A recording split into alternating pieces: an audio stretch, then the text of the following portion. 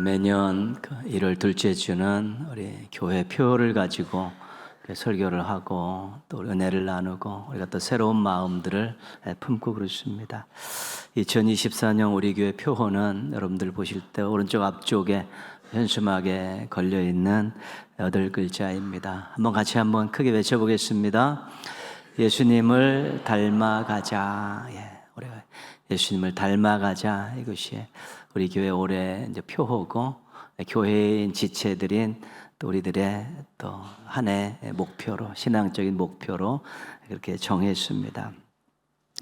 예수님을 말할 때 성경에서 이 본이라는 본받다 할 때 이 본이라는 이 단어를 사용하는 말씀이 몇 군데 중요하게 배치가 되어 있습니다.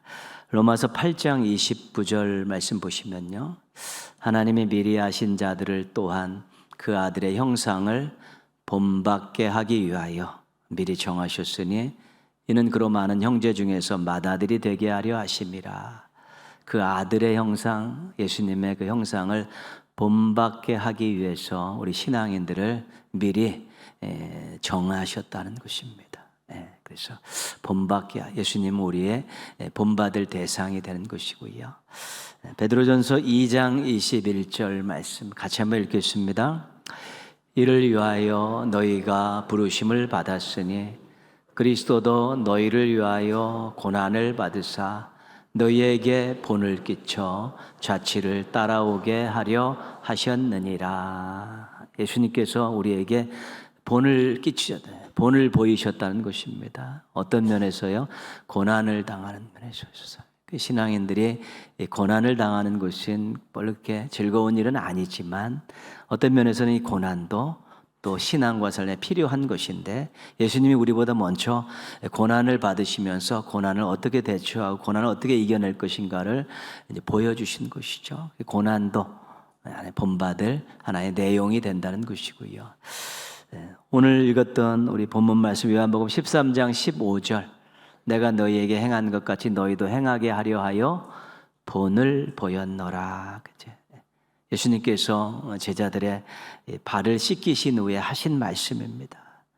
내가 이렇게 발을 씻긴 것 너희들에게 본을 보이려고 한 것이다. 너희들 이거 본받고 따라해야 된다. 이제 그런 취지의 말씀입니다. 예수님께서는 우리 신앙인들이 이렇게 예수님을 본받기를 원하고 닮기를 또 원하시고 계십니다. 같은 옷과 장신구를 착용한다고 그 사람을 닮는 것은 아닙니다. 외모를 같은 형태로 꾸민다고 또 그 사람을 닮는 것도 아닙니다. 취미나 특이한 행동을 따라한다고 또 그 사람을 닮는 것이 아닙니다. 예수님을 닮는 것에 있어서는 더더욱 그렇습니다. 예수님을 닮는다는 것은 예수님의 정신을 닮는 것입니다. 예수님을 닮는다는 것은 예수님의 성품을 닮는 것이고 예수님을 닮는다는 것은 예수님의 마음을 닮는 것입니다. 그래서 어떤 정신을 가지고 있고 어떤 성품을 갖고 있고 어떤 마음을 품느냐에 따라서 그 나타나는 행동과 삶의 방식들이 다 달라지는 것입니다.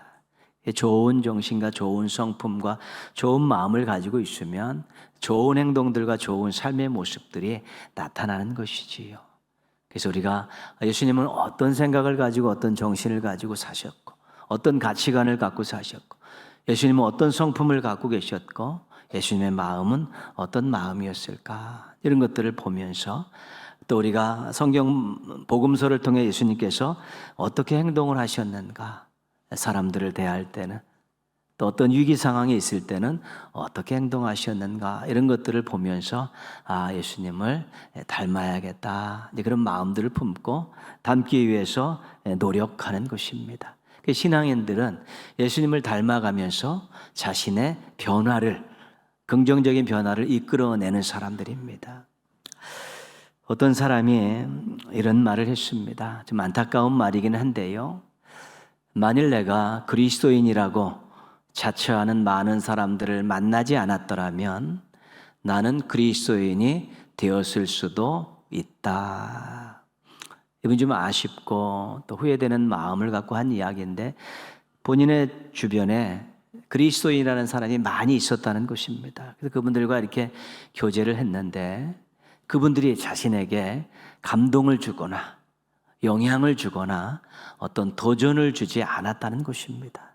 그냥 주변에 있는 믿지 않는 세상 사람들과 똑같은 모습들을 이제 보여서 혹시 내가 그분들을 만나지 않았더라면 내가 아니면 더 진짜 그리스도인들 같은 사람들을 만났더라면 내가 그리스도인이 될 수도 있었는데 그 많은 나에게 영향을 주지 않고 나에게 감동도 주지 않는 사람들을 만나서 내가 그리스도인이 되지 않았다라고 그렇게 이야기하는 것입니다. 반대로 얘기할 때 어떤 사람들이 그럽니다. 나는 누구를 만났기 때문에 그 사람 때문에 내가 그리스도인이 됐다라고 이야기하는 분도 있습니다. 그런 것이죠. 신앙인들이 나름대로 그리스도를 닮아가는 그런 노력들과 그런 훈련들을 통해서 자신이 좀 긍정적인 모습으로 변화되고 다른 사람들에게 좀 감동도 주고 영향도 주고 도전도 주었다면 그분들에게 좋은 인정도 받고 또 그분들을 그리스도인으로 되게 하는데 역할을 감당했을 것이지만 예수님을 닮아가는 것들이 전혀 나타나지 않았다면 영향력을 줄 수 없는 그런 신앙인이 될 수밖에 없는 것입니다. 여러분은 예수님을 닮고 싶습니까? 여러분도 예수님을 닮으려고 노력하고 계십니까? 왜 닮고 싶고 왜 예수님을 닮으려고 노력하십니까? 인도의 정치인이고 독립운동가인 간디는 그 산상수훈을 통해서 예수님의 그 귀한 정신을 본받으려고 노력했던 사람입니다. 무저항 비폭력입니다.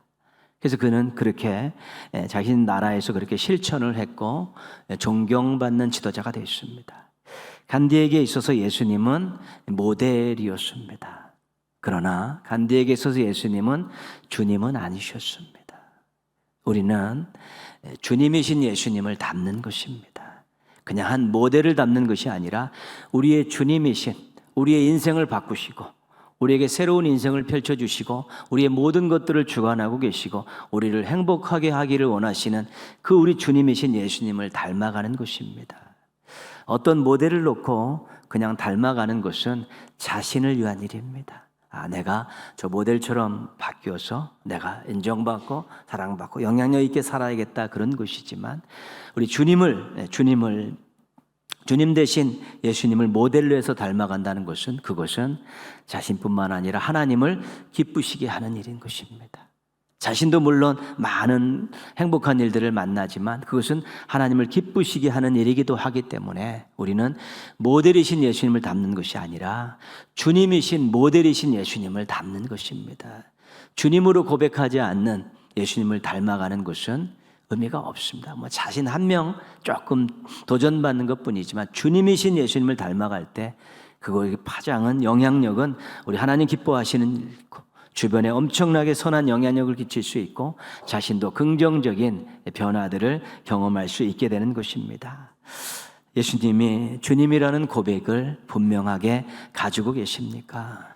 이 고백이 살아있다면 이제는 예수님을 모델로 삼으십시오. 그리고 예수님 닮기를 시작하십시오.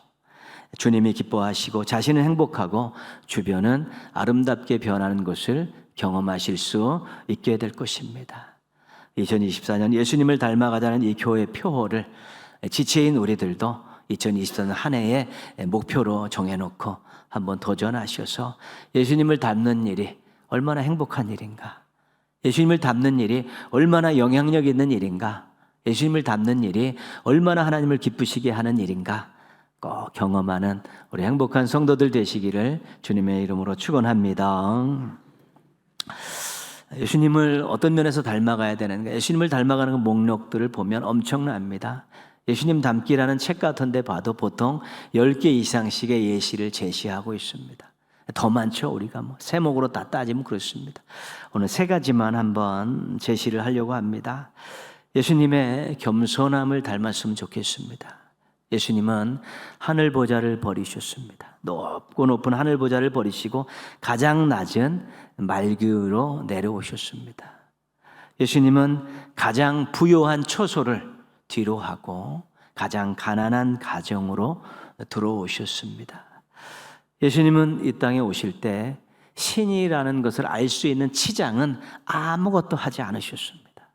오직 우리와 똑같은 인간의 모습을 가지고 내려오셨습니다. 빌립보서에서는 너희 안에 이 마음을 품으라 곧 그리스도의 예수의 마음이니, 그래서 예수님의 이 겸손한 마음을 본받으라고 그렇게 우리에게 권면하고 있습니다. 교만의 씨줄과 날줄 속에서라는 최태선이라는 그 신앙인이 쓴 글이 있습니다. 그분이 그 글 앞에서 자신을 향해서 이런 질문을 던집니다. 왜 나는 늘 남을 미워하는가? 작은 일에도 분노가 치미는가? 남에게 상처를 받는가? 불평하는가? 조급한 마음으로 일을 그르치는가? 왜 나는 늘 조금 더 너그러운 마음으로 이해하지 못하는가? 불안하고 두려운 마음으로 인생을 살아가는가? 모든 것을 이해하고 규정하려고 드는가? 다른 이의 인정에 목말라 하는가? 모든 것을 합리화하는가? 말이 많은가? 왜 나는 늘 그렇죠? 자신에게 이런 질문을 이제 던졌다는 것입니다. 그러면서 이런 질문을 던져놓고 스스로 대답을 합니다. 왜 그랬을까? 대답은 간단합니다. 겸손하지 못했기 때문이다. 겸손했다면 미워하지 않을 수 있었는데, 내가 겸손했다면 분노하지 않을 수 있었는데, 내가 겸손했다면 상처받지 않을 수 있었는데, 이렇게 후회하고 아쉬워하는 내용입니다. 아직도 자신이 살아 있습니다. 인정받고 싶습니다. 남들 마음대로 휘두르고 싶고 남들에게 내 뜻을 관철시키기 원하고 남들이 내 중심으로 모여들렸으면 했고 내가 생각하고 계획한 것들은 꼭 그대로 다 남들이 따라줬으면 좋겠고 내가 남들보다 뛰어났으면 좋겠고 이런 자기 중심의 이 생각들을 가지고 사니까 이 작은 일에도 미움이 생기고 분노가 생기고 또 상처를 받고 뭐 이런 일들이 생겨난다는 것입니다. 자의를 낮추고 겸손하게 있었으면 그런 일들이 전혀 자기에게 악영향을 끼치지 않았을 텐데 인정하고 받아들이고 그러려니 했을 터인데 겸손하지 못하고 그것을 자기가 한껏 자신을 높여놓고 자기중심적으로 생각하고 판단하고 행동하다 보니까 그것이 맞아 들어가지 않으니까 분노하고 미워하고 이상행동을 보였다고 그렇게 스스로 진단하고 있는 것입니다. 좀 겸손했으면 우리 주변에 많은 어려움과 힘듦과 관계의 불편함들이 사라졌다는 것은 당연한 것입니다. 겸손은 생각하고 말하는 순간 잃어버리는 특징이 있습니다. 나 겸손합니다. 우리 공동체는 겸손하게 일합니다. 이야기하는 순간 그 겸손이 아닌 것입니다. 이야기하면 겸손은 사라지는 이미 올라간 것입니다. 그것이. 근데 교만은 생각하고 말하는 순간에 드러나는 특징이 있습니다. 교만한 사람은 나는 교만합니다라고 이야기하지 않습니다. 그리고 자신이 교만하다고 생각하지 않습니다. 그리고 자신이 교만한 것 모릅니다. 그러나 그 말투와 태도, 주장하는 바를 들어보면 금방 드러나게 되어 있습니다. 겸손은 겸손하다고 말하는 순간에 겸손한 것이 아니고요. 교만은 자신이 모르고 교만하지 않다고 이야기하는데도 자신의 행동과 말투 때문에, 표정 때문에, 자세 때문에 교만이 이제 드러나게 되어 있는 것입니다. 하나님께서는 교만한 자는 물리치시고 겸손한 자에게 은혜를 주신다고 약속하셨습니다. 교만한 자하고는 하나님께서 거리를 두시는 것이고 겸손한 자는 가까이 하신다는 것이고요. 그렇죠. 그만큼 하나님께서는 교만을 굉장히 싫어하시고 겸손을 좋아하시는 것을 알 수 있습니다. 그래서 우리가 예수님처럼 겸손한 모습들을 닮아가려고 노력하다 보면 은혜 충만한 삶을 살 수 있는 것입니다. 우리가 여러 가지 많은 은혜의 요소들이 있고 우리가 부르짖어 기도하면서도 은혜를 받고 하나님의 주시는 그 능력에서도 또 삶의 현장에서 은혜를 받지만 정말 겸손한 태도를 유지하고 겸손을 닮아가려고 노력하다 보면 하나님께서 가까이 하시기 때문에 하나님께서 은혜를 주신다고 약속하시기 때문에 은혜 충만한 삶을 살 수 있게 되는 것입니다. 그러면 그 겸손을 통해서 예수님을 닮아가다 보면 자신에게 긍정적인 일들이 생겨나고 자신의 겸손함 때문에 주변 사람들이 좋은 영향력을 겪고 하나님의 친구 같은 겸손한 사람들을 바라보면서 하나님께서 기뻐하시는 것입니다. 예수님의 겸손을 닮아가는 것은 하나님 기뻐하시는 일이고 주변에 선한 영향력을 끼치는 일이고 자신이 또 긍정적으로 변화되는 일이기 때문에 우리가 한번 도전해 볼 필요가 있는 내용입니다. 예수님의 온유함을 닮았으면 좋겠습니다. 온유는 표정이나 그 성품이 부드럽고 따뜻한 것을 말합니다. 요즘에 우리가 막 짜증나는 것은 막 이렇게 매스컴 뉴스 보면 정치권들은 맨날 싸움박질합니다. 서로 핏대를 올리고 싸움하고 얼굴들이 하고 좋은 말이 오고 가는 일이 없습니다. 배울 게 없습니다. 그러니까 우리 자녀들이 그런 거 보면서 정말 어떻게까 걱정이 되는 것이지요. 서로 인정해주고 존중해주고 이런 부분들이 없고요. 우리들의 모습 속에서도 이 경쟁 구도 속에 살아서 그런지 각박하게 바빠서 살아서 그런지 옛날만큼 많이 웃음들도 많이 없고 따뜻한 정들도 많이 사라져가고 있고요. 조금만 건드리면 그냥 분노가 표출되어지고 또 이상한 행동들이 나오고 그렇죠. 그러니까 어떤 따뜻함이라는 것이 온유함이라는 것이 별로 없습니다. 근데 예수님은 온유하셨걸랑요. 나는 마음이 온유하고 겸손하니 말씀하셨듯이 겸손하셨고 온유하셨습니다. 눈물로 예수님의 발을 씻기시는 여인을 사람들은 막 비난했지만 예수님께서는 칭찬해 주시고 변호해 주셨습니다. 간음 현장에서 끌려온 여인을 사람들은 돌로 치려고 했지만 예수님께서는 용서하시고 새로운 인생의 기회를 부여해 주셨습니다. 가룟 유다에게까지도 자상하셨고 끝까지 배반자라는 그런 정체를 감춰주셨습니다. 어린아이들을 데려온 이 부모들을 제자들은 제지했지만 예수님은 그 아이들을 안고 축복해 주셨습니다.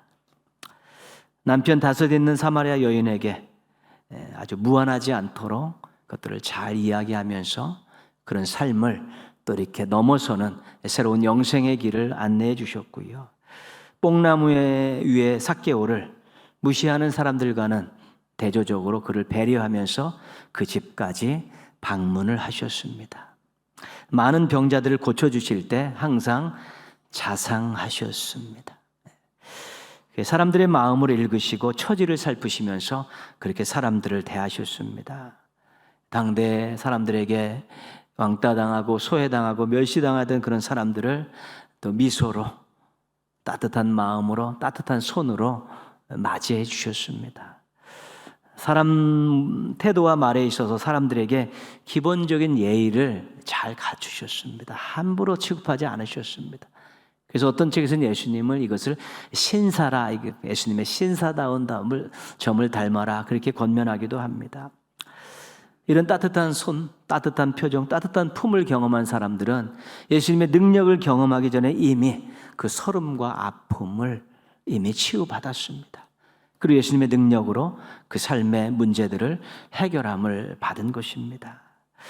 예수님을 닮아가는 것, 특별히 온유함을 닮으면 사람들을 따뜻하게 보듬어 줄 수 있고 그들에게 위로와 용기와 소망을 줄 수 있는 것입니다. 누군가에게 위로와 용기와 소망을 줄 수 있으면 그 사람은 이미 헌신자입니다. 하나님의 종입니다. 하나님이 그를 보면서 기뻐하시는 것이지요. 우리가 우리의 주변을 보면서 위로할 사람이 있고 보듬어야 될 사람들이 있고 용기와 희망을 줘야 될 사람이 있으면 눈에 띄면 하나님께서 나를 그 사람에게 보냈다 생각하는 그런 사도적인 생각들을 가지고 가서 그 따뜻하게 보듬으면 되는 것입니다.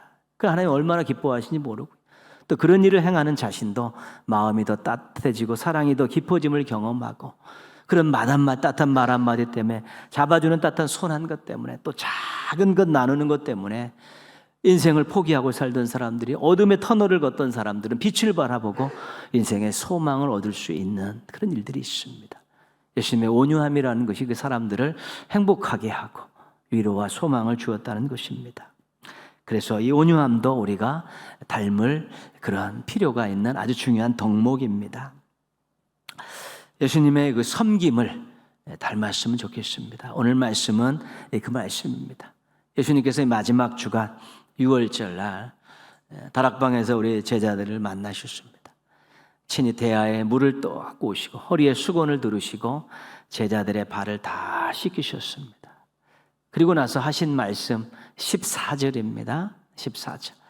내가 주와 또는 선생이 되어 너희 발을 씻었으니 너희도 서로 발을 씻어주는 것이 옳으니라. 선생이 제자들의 발을 씻었는데, 높은 위치에 있는 사람이 낮은 위치에 있는 사람의 발을 씻었는데 너희들끼리 서로 발을 씻어주는 것은 그거 당연한 것 아니냐, 이 말씀하시는 것입니다. 오늘 15절 우리가 함께 읽었던 우리 본문 말씀입니다. 15절 같이 읽겠습니다. 한 번 더 읽습니다. 내가 너희에게 행한 것 같이 너희도 행하게 하려 하여 본을 보였노라. 예수님께서 직접 내가 이렇게 한 것은 본을 보인 거다. 너희들이 그것을 따라하게 하기 위해서, 또 나를 닮게 하기 위해서 내가 모델이 되어서 너희들에게 본을 보인 것이다. 너희들 이 섬김에 있어서는 나를 닮아야 된다. 나를 따라해야 된다. 나를 모델로 삼고 그렇게 행해야 된다라고 예수님께서 이렇게 말씀하고 계신 것입니다. 섬김에 있어서 예수님을 따라갈 사람은 없습니다. 성경의 인물 가운데서도 예수님이 최고입니다. 공생의 3년 동안에 섬기셨는데 시간으로 섬기셨고 물질로 섬기셨고 땀으로 섬기셨습니다. 시간을 내셨습니다. 얼마나 많이 내셨는지 주무실 시간도 부족할 정도였습니다. 네, 그렇죠. 물질로도 섬기셨죠. 가지고 다니시는 것이 많지는 않았지만 공개해 주는 여인들이 있었습니다. 섬기셨고 또 자체적으로 능력을 행하시면서 사람들의 필요를 채워주셨고요.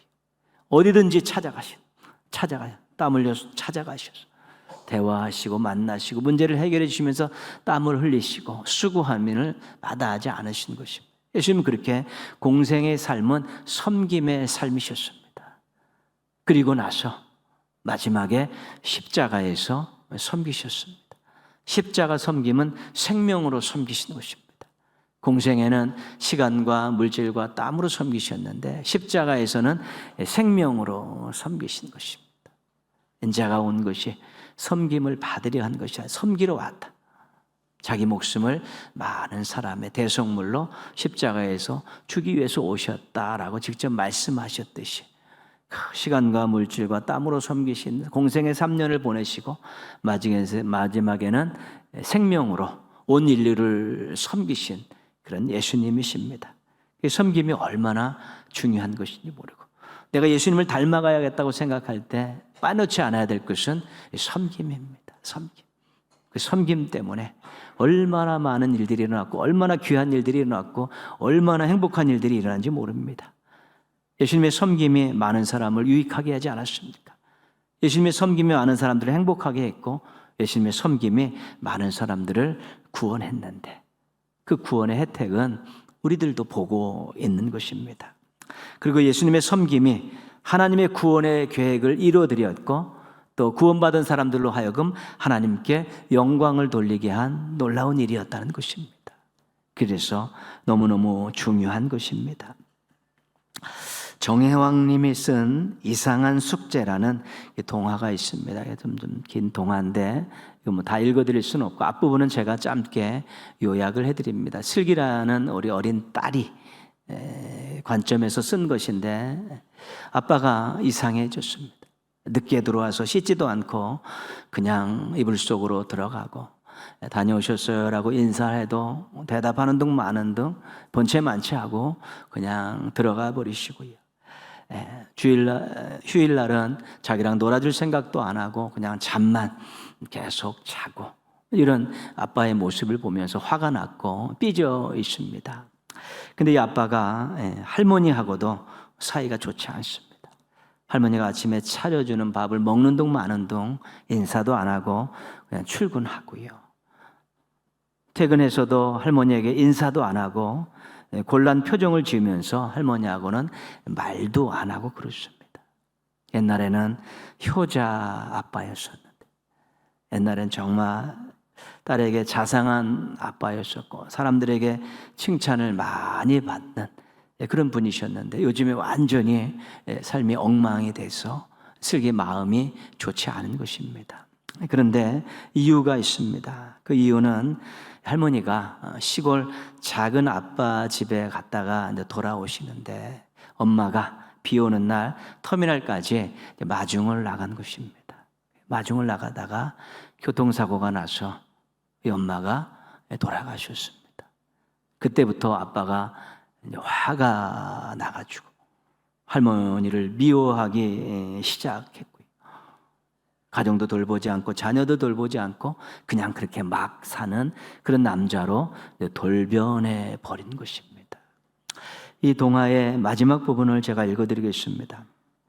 학교에서 선생님이 이상한 숙제를 내주셨다.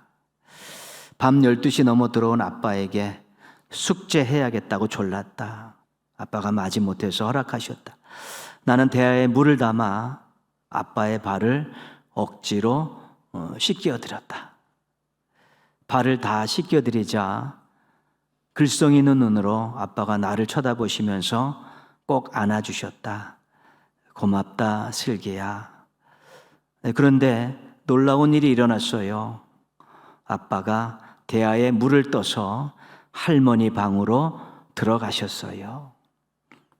이때부터 우리 가정에 다시 웃음꽃이 피기 시작했어요. 선생님이 내주신 이상한 숙제 때문에 우리 집에 이상하고 놀라운 일이 생겼어요. 예수님께서 왜 섬김을 본을 보이시면서까지 섬기라고 하셨을까? 섬김에 능력이 있기 때문에 그렇습니다. 사람들의 마음을 움직이는 능력이고 사람들의 삶을 바꾸는 능력이 있기 때문에 그렇습니다. 섬김을 받는 사람들이 감동하면 이전의 모든 것들을 다 내려놓고 새로운 마음들을 품고 새로운 삶들을 결단하게 하는 놀라운 일들이 있다는 것입니다. 그래서 우리의 섬김이라는 것이, 예수님께서 꼭 내가 본을 보였다고 말씀하시면서 너희들도 그렇게 행했으면 좋겠다고 말씀하신 이 섬김을 우리가 잘 장착하면 사람들의 마음을 바꿀 수 있습니다. 사람들의 삶도 바꿀 수 있고 흐트러졌던 관계들도 잘 만들 수 있고 또 어수선한 공동체도 섬기는 사람 몇 명만 있으면 따뜻한 공동체로 바꿔갈 수 있는 것입니다. 섬김을 받으려는 사람이 많으니까 시끄러운 것이죠. 섬기려 하는 사람이 몇 명만 있어도 관계나 공동체는 아름다워지고 세상은 훨씬 더 아름다워질 수 있습니다. 지금 전부 다 뭐 따겠다고 어느 자리에 오르겠다고 전부 다 위로 고개 쳐들고 올라가고 있지 않습니까? 고개 숙이고 낮아지는 사람이 없으니까 세상이 시끄럽고 어지러운 것입니다. 특별히 이런 것들이 우리가 믿음을 가진 우리 한 명 한 명의 우리들이 섬김의 자세들을 갖고 섬기려 노력하고 가정들이 섬김의 가정으로 화목함을 유지하고 교회가 섬기는 사람들이 많아서 아름다운 그런 교회로 하나님이 머무시는 그런 교회로 만들어가게 될 때 우리가 세상에 빛과 소금의 영향력을 하면서 세상을 따뜻하고 아름다운 세상으로 만들어갈 수 있는 것입니다. 이 섬김이 퍼지는 순간에 이상한 일 많이 일어나고 놀라운 일들이 많이 일어나게 되는 것입니다. 모쪼록 예수님이 섬기셨던 본을 보이셨던 이 부분에 대해서 다시 한번 마음속에 잘 간직하시고 나를 섬겼던 그 손길들, 나를 섬겨주었던 그 많은 분들 그 섬김을 한번 돌아보시면서 나도 이제 예수님 닮아서 그분들처럼 한번 섬기며 살겠다고 한번 작정하시고 도전해 보십시오.